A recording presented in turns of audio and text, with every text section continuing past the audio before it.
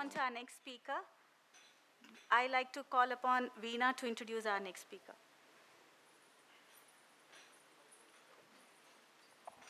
Now it's time to introduce our next speaker, Mr. Siddharth Panda.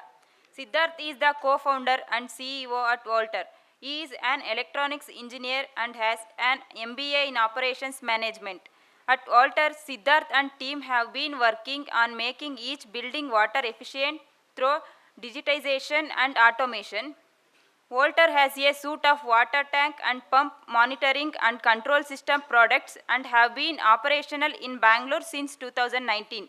Before starting his entrepreneurial journey, he was a product manager with Tally Solutions involved in building new products. Thank you. We welcome Mr. Siddharth Panda.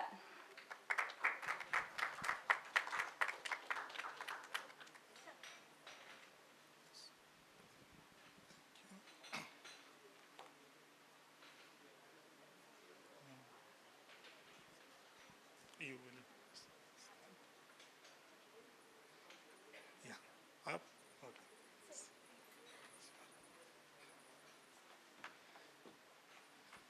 Hi. Good afternoon, everyone, and thank you for patiently waiting here. I know it's more than lunchtime now, and I'll make it short because most of what I was about to say has been already covered. Things like A, water is expensive. B, we should efficiently manage water. So what I would like to cover is what are the things that we can do and what are the indicators that we can get to know where we need to do that work. So yes, this was discussed that you should be able to understand what is the demand of water that you will require.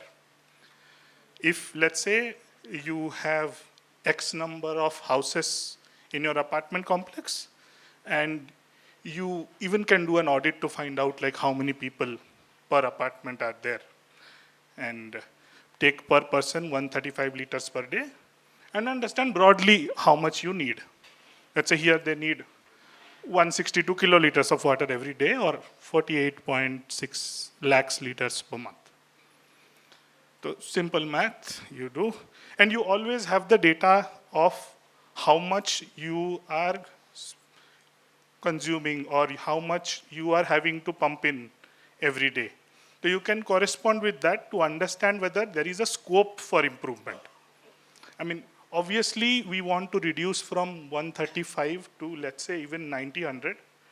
And the proven methodologies, as the previous speakers have discussed, like STP is there, your rainwater harvesting is there. All this is to reduce the amount of fresh water that is required per day, per person. So primary sources, I mean, all of us are aware of this. These will be some of the setups that you will have. You will have a treatment plant, and from the plant, you will pump in water to your overhead tanks. Or if you have a hydro-pneumatic system, you don't require any overhead tank. You can directly pump into the houses. And your harvested rainwater can also come in and be treated in your treatment plant. Similar setup will be for STPs. Also, they would be pumped overhead, and from there, they will be used. So I'm not going into detail on this because those guys have covered all of them. Yeah. So what should we do? A is we have to ensure the basic thing is ensure water availability at all times. B is we have to eliminate overflows. We discussed that we saw there was a discussion regarding RO leakage and all. This is a bigger problem. I'll show you why. Identify and eliminate leakages. And understand your consumption. You should have a system where you are able to track the same thing. Okay. The video, please. Normally, what happens whenever we go and do the site survey at any site, we go and visit where their tanks are.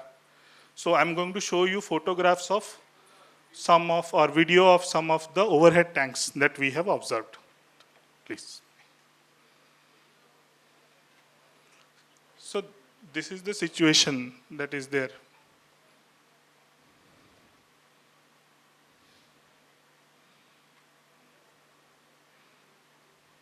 And it's not just one person, one society, it's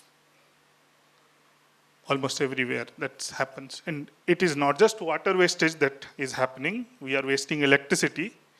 We are damaging our own houses by doing this. And yeah, so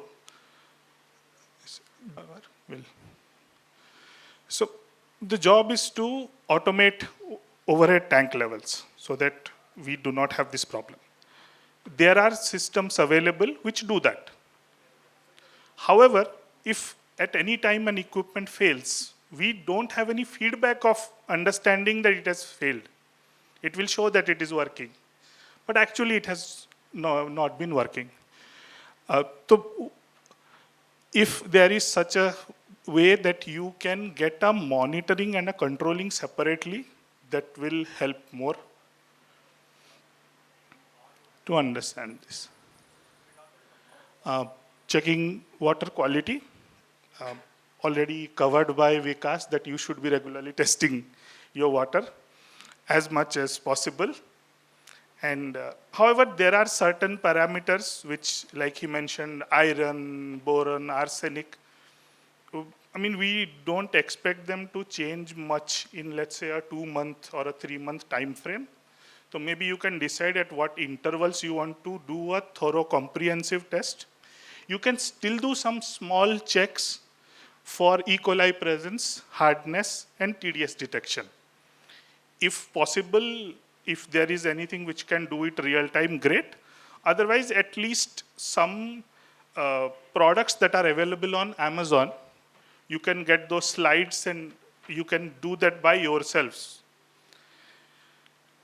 And you can compare. Obviously, if you have doubt on whether it is accurately doing it or not, whenever you do your comprehensive report, you compare that result against what is there in that slide. So our pumps, the next thing that we have even heard from all our speakers, pumps fail, don't work as expected.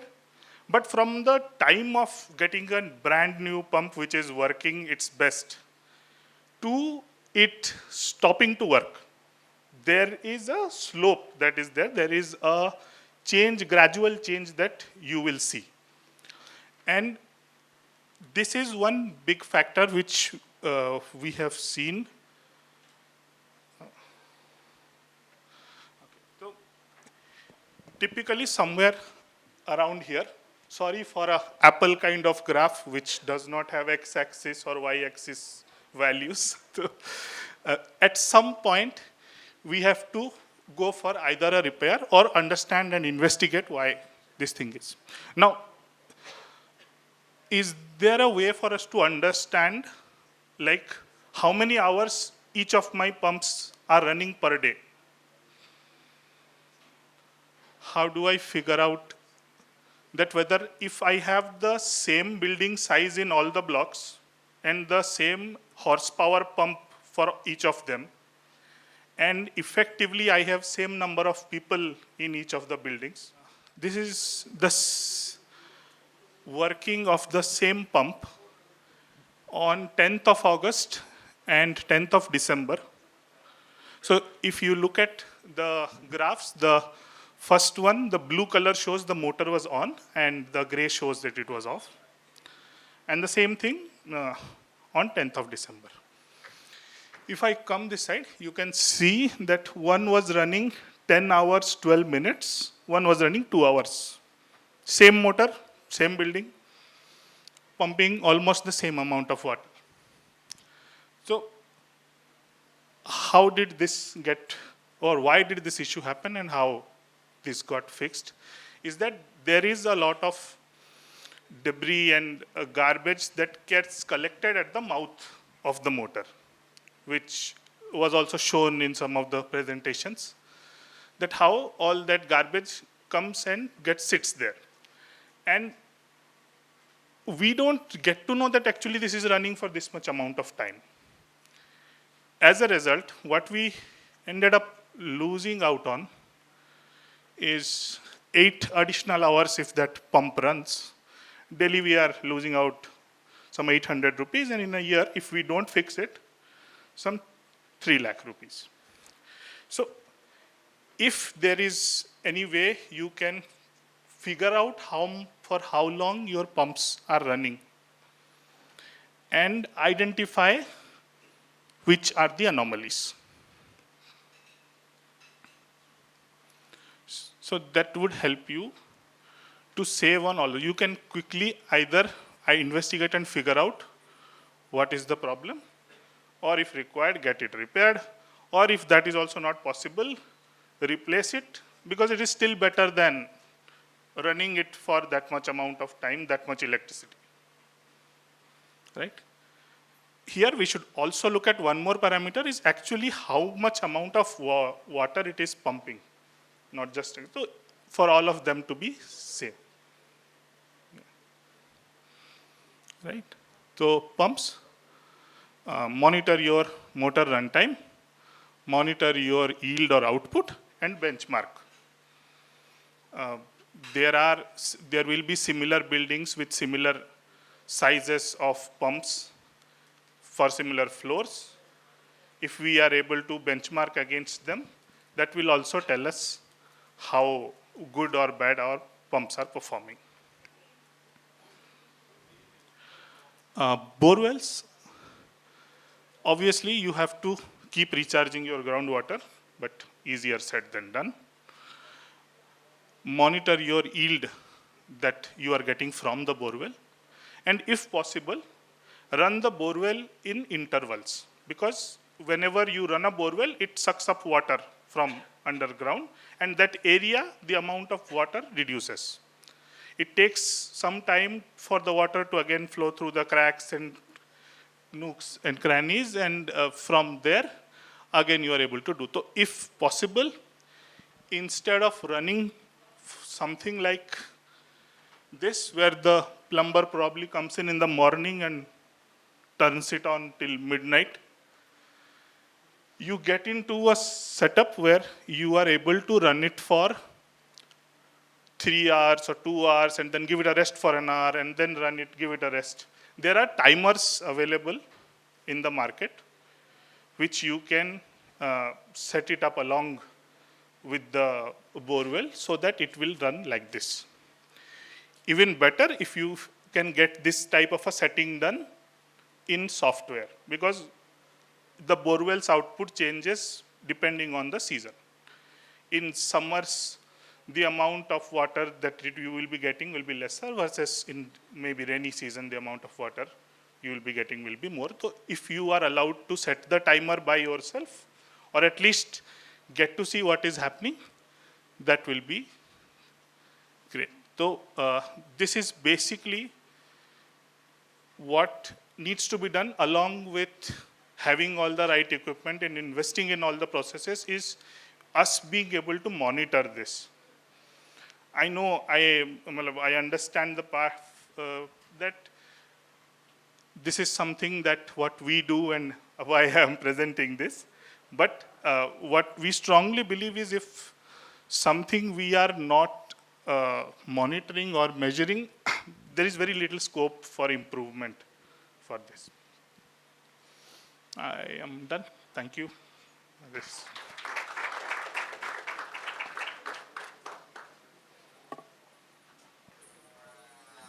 Hi, Waltr. Siddharth. Sorry. Yeah. Matthew here. I've been the first guy to always ask the question, so sorry about that. Yeah, no. Okay. This is a very interesting concept, and I suggest that all the flats should have this. However, All the flats. all the apartments Okay. should have Thanks. this, because monitoring the pumps, it generates a lot of wear and tear because of continuous usage. Yeah. And repairing, Yes. of course, we should monitor it, no doubt. My only question is, we do have a similar system. We have sensor-based system to like cut off, repump, and it does a similar job. Okay. However, my question is, does your application which also relies on certain hardware, Huh. which would mean the sensors. Huh. What is the reliability of the sensors? How long do they last? Okay. How frequently do we have to replace them? Because we undergo this situation. Sometimes it's a matter of cleaning the sensor and all of that. Sometimes Yeah. the multi-tech will say it has already gone out. So my question is asking about the reliability of the sensors and how accurately they will give the feedback. Because those things Okay. come into play. Yeah, Sure. thank you. So, to answer the second part, we got our sensors tested with FCRI Palghat in Kerala, and we got a 99% accuracy on that. Second thing is, as a business model, we do a subscription. So if I give a service for 1 month, hence I get the payment. So at any point in time, if you are depending on systems where you do not have that confidence, you can always see whether they are able to meet the expected service rate or not. On the, you have certain issues like deposits and condensation and all, if for that matter. We have built a design which takes care of it, and we are currently launching that also along with our products. If you, I'm not sure whether we have that part here or not, but I can definitely show you how we have achieved the same result of not having that problem. Siddharth, I have a question for you. Yeah. Is this an immersed meter inside the water, or is this something that is floating? Because a lot of the people are worried about the effect of water that will have on the system, and since it's a subscription model, does it take care of replacement or not? And an extension to that is, what is the general saving in terms of money when you have a 100-unit apartment? If you can explain on that, please. Okay, I would need you to repeat the questions. First is it a submersed No, meter? it's an ultrasonic sensor which sits at the roof of the tank. From there, it will send sound waves. And those sound waves, once they get hit back from the surface of water, tell you, based on the distance, how much water is there in the tank. The accuracy of this? The accuracy of this is 99%. It runs on solar, has a battery inside, and you don't have to do any wiring for connecting this to the pump, because we understand that in a 10-floor, 15-floor, 20-floor building, running 20 floor of wire is inviting trouble. Yes. No, I mean, not just expensive. You can't deal with rats. I mean, yeah, they will become your biggest nightmare. So, yes. And second question. And then please. apart from that, if there was a 100-unit apartment, Yes. mota moti, Ah. because of the overflow water wastage, and second one is motors, right? You've also connected to motors. Yeah. What is the approximate cost saving per month? 100 flat apartment. Maybe 100, or if you have any other numbers for any other baseline, we'd be happy to hear. See, typically what we have observed is that our customers are able to save from 20% to up to 30% on their overall water-related costs. It may be direct water costs, which can be saved if you eliminate all these overflows. That video that I showed you, the guys might have bought it with tanker water, but still they ended up overflowing that. And similarly, the amount of time that the motor would have run to pump still continue pumping that much amount of water to your overhead tanks. And just identifying whether the pump is working at full capacity or not. So these are the things where we help them. What our team does is, while the customer themselves can see on the app, we have a mobile-based app as well as a desktop version. And we also help with inputs from our side, whatever little we can understand of your water infrastructure. We can suggest you that these are some of the best practices or some of the things that you may consider looking at. Recent example of the largest apartment complex in Bangalore. So they have 50 pumps and 50 tanks overhead. it is impossible for somebody to manually check that there is some problem or not. So every week they have some issue with their either the tank or the motor. And in a month, you almost cover the entire set, because all these pumps and all you don't change very frequently. I mean, we have seen people using the same thing for 15 years, 20 years also. So we need to understand whether using that thing is costing us more money than actually replacing it itself. So on an average, it would be around, if for that case where 100 tanks are there, would be around 5 lakh rupees in a month. And it's a subscription-based model. We do have a one-time sales model also. I didn't want it, but customers wanted it. Customer is king, so we gave that. But we like the subscription model because it keeps us honest, and it is at a 500 rupees per device per month. So which is something for you to try. If things don't work out, you can change it over. It's not a huge cost. Thank you. Yes, sir.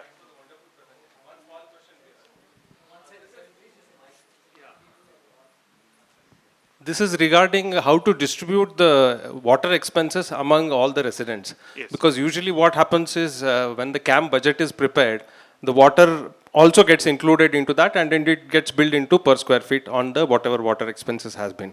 But somebody staying in 1 BHK and then somebody staying in 3.5 BHK, based on their square feet area, they are going to be charged quite a large area.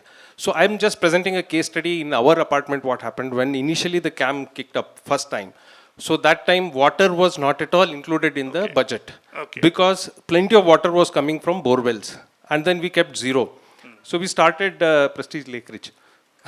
So we started using borewell efficiently, and then soon after 3-4 months, completely it dried off. And then we started buying water from tankers. Now when we started buying water from tankers, there was one CAM budget which was already there. Then the second was that there was a separate monthly bill which was generated.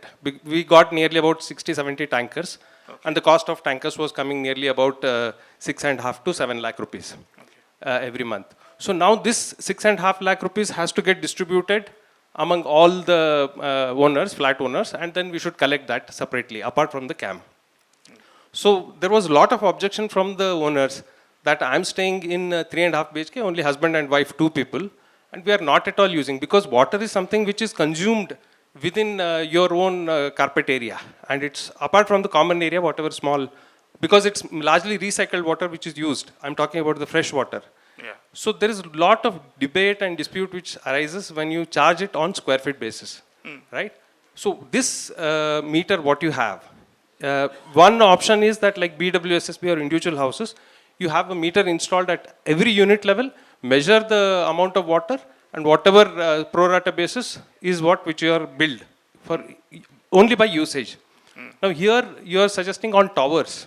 Yes. So in case if I'm 3 BHK, all 3 BHKs are in one tower, 1 BHKs are in another tower, 2 BHKs are in another tower. So in such a situation where actually if the meter is installed on 3 BHK, then the same amount of units are there. How much amount of water is being consumed particularly by that tower? If that is known, then we can divide that, and then that can become one justification for charging. Yeah, I agree with you, but this is for the billing purposes, right? By doing this, we are not saving anything or more efficiently managing. Yeah. So obviously a meter is a better option in case if you are going for a billing, individual house meter. The only problem is, let's say you have an electricity meter. Does government charge you for installing or using that electricity meter every month? Yes. Yeah? So you similarly for this water also, you would have to pay for that meter as well. If your charges are so high that justifies installing that meter, and it may not be 1 meter, it depends on your overall plumbing structure, it might be 2-3 meters also. However, whichever the case, if that cost justifies having those, please have it. What would be the charges for that, for one tower if we install a meter? I know that per one. So these meters will be installed on pipes. Okay. So pipeline they would install. 1 meter on a recurring basis would cost around somewhere 50 to 75 or 100 rupees. So how many inlets are coming to the house? Those many number of inlets you would be putting those. That is because each 3 BHK unit has 3 toilets, means 3 shafts. So every shaft has an inlet there. So there will be 3 meters in one 3 BHK. There would be one to kitchen, there would one be to kitchen, one to master bedroom, one to common toilet. Based on But that. I'm talking at the upper level where you have the water tank and you have this meter installed. So what is the amount of water which is being consumed by that particular tower which has only 3 BHK units? So if I know that amount of water, then I can divide that cost particularly for that 3 BHK units only. You can, but they can still say, last week I was on vacation, so I should be getting less water. Well, Look, common infra for all gardens and other things, we know fresh water is what which is coming to the kitchen and taps. yeah. So, yes. We do have, I mean, this presentation I thought was not to show my product, so I have not done much of that. So basically, even we can tell you that your motor, if you have a motor and it is running, I don't know whether it is visible, it is showing 8 minutes remaining. So we can even predict that when till this will run, and even we kind of can do like if that amount of water will take you how much time to consume completely. But those are seasonal factors, and this after a month or so only we will be able to show those information. But this calculation of how much time this motor should run for is calculated from the usage from the tank. How, if I, from here also we can calculate how much daily from a tank in and out that happens, and from there we have calculated how much the pump should be running for. So we don't depend on the sensor only to make sure that it is giving the right reading or not. We even have a setup where even if the sensor, let's say, breaks, some monkey comes and takes away the sensor, so still the motor will stop in time. Yeah.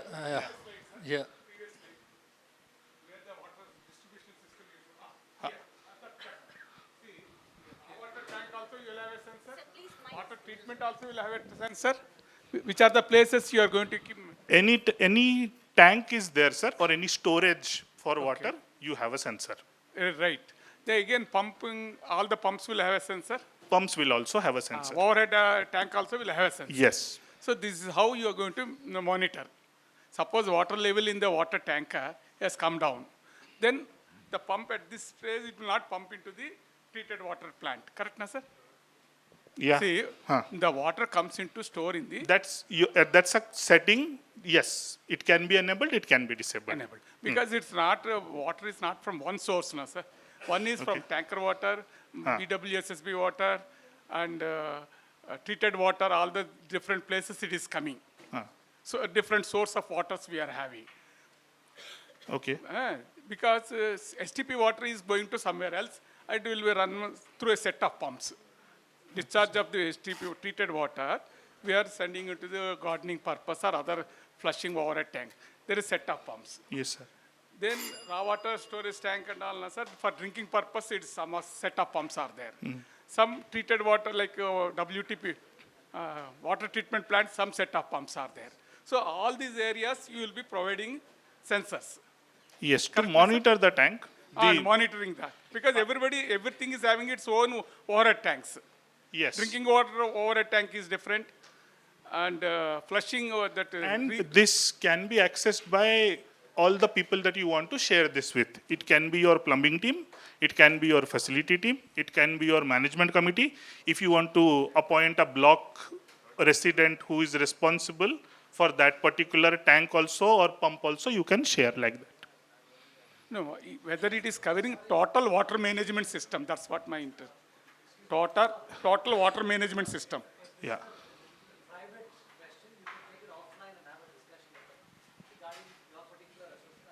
And I'm not talking about particular associations. It is common for all the builders, all the apartments. All the apartments will have underground tank. All the apartments will have overhead tanks. Correct, na, sir? All the apartments will do water distribution. Not necessarily. I don't need any of this. I still regulate my water. Simple. You know, tank go empty. I don't pump again. Till I find the fault. So any questions, you can come to the Waltr stall. We will be happy to answer. Yeah.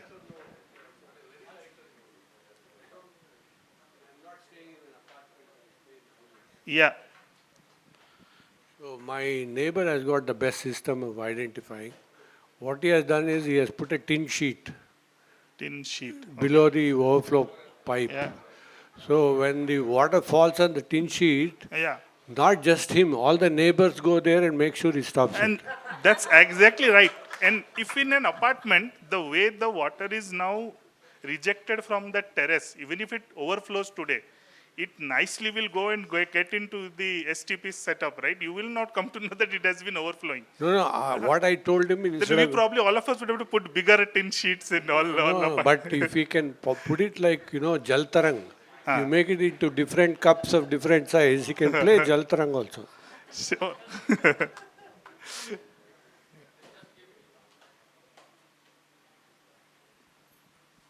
One thing is like for the bore wells, can we know the flow? Flow measurement you is can get a flow meter to understand that part. But we currently do not have a flow meter plus this setup where based on the flow we decide how much hours to run or something. But there are flow meters who can calculate. okay, but this is not a part of this system. This you is mean to not say. a part of that And system. can we have a water balance of the complete? This was his question also. Okay. With your system existing in all the everywhere in our this thing, can we have a water balance from this? Sir, No. what is the, what do you mean? Inflow and outflow. Absolutely. I was going to show. So this can be given on a total apartment level, and wherever there are tanks, we can do that. We can even go to month and see last month what was Historical data. historical data. We can compare against A block, B block, C block, how this is. Thank you. Thank you. Thank you, sir. It was a wonderful presentation. Now I call upon Dhanush to hand over the sapling.